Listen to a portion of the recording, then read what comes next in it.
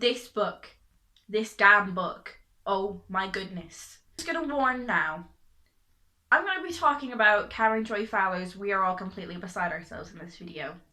If you've not read this book, I think you should go. I'm giving you quite a stern warning. If you have any intentions of reading this book, then just go, because there's gonna be spoilers. So I buddy read this book with Lauren from Lauren in the Books, and I will have a link down to her channel in the description.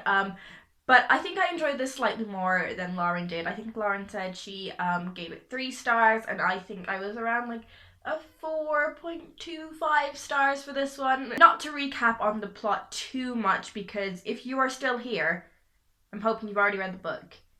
If you're one of the people that haven't read the book yet and you're still here, I'm not happy. So this is about a woman named Rosemary and what happened to her when both her brother and her sister disappeared. And for the first quite a bit of the book, we don't know a really big thing. We start to get glimpses into what happened and the kind of relationship she had with her sister Fern and her brother Lowell, and kind of the effects that those disappearances have had on her, and what her attitudes towards her life are now because of those disappearances. Karen Joy Fowler, she doesn't tell us a really important detail. She doesn't tell us that Fern's a chimpanzee until page 77. What? It is amazing. It was, oh my god, what feeling did you have when you got to page 77? Like, what did you feel? Because my first reaction was like, kind of like angry, but then like, oh my god, this is amazing. Because I knew a twist was coming and I knew what page it was on as well. So I was like trying to work out what it was.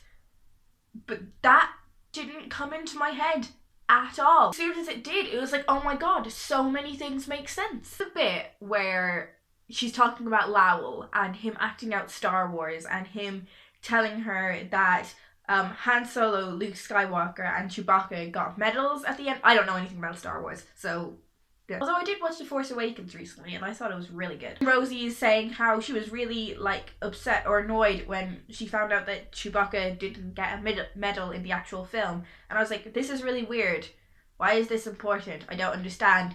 Now it makes sense. It makes so much sense. Things like her not going to the cinema because Fern couldn't have gone with her. And I was like, why couldn't Fern have gone with her? What was wrong with Fern? I don't understand. I'm really tempted to like reread the first 76 pages and see how it all starts to make sense now that I know that Fern was a chimp. And obviously the reason that Fowler has done that is because she wants you to see the kind of bond that Rosie had with Fern, and that she truly saw her, and Lowell truly saw her as a sister. Obviously this book is a huge amount about remembering and things coming back to you after about like a significant amount of time.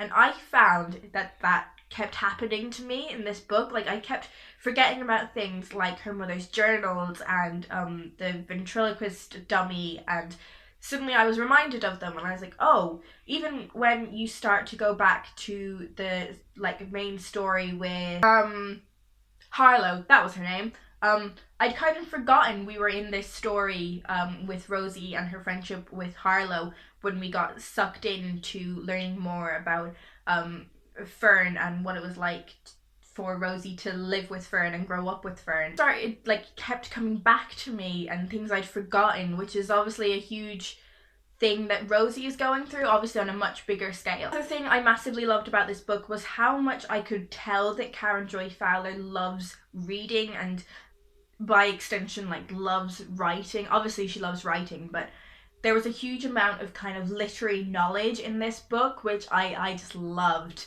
because I love it when I get it. I feel like I'm so clever. Like, yeah, I know who Emily Dickinson is. It's ridiculous. Emily Dickinson is like a really famous poet, but I still get a kick out of like, yeah, I know who it is. The amount of research that has gone into this book as well is like so impressive.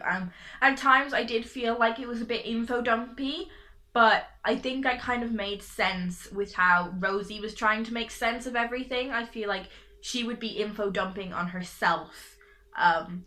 Yeah, kind of like throwing information at you a lot.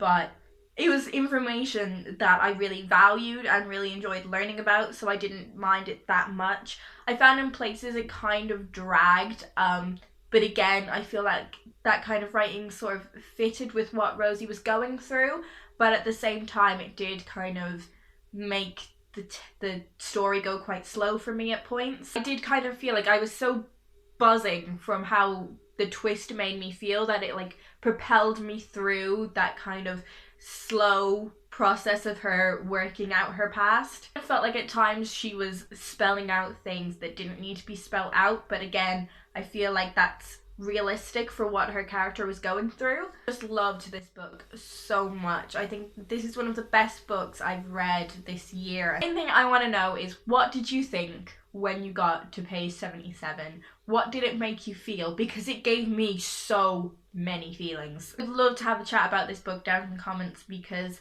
I loved it so much and I want to talk about this book with everyone. I've been trying to talk about it with one of my friends who's read it, but we're always around people that like haven't read it, so we can't talk about it properly.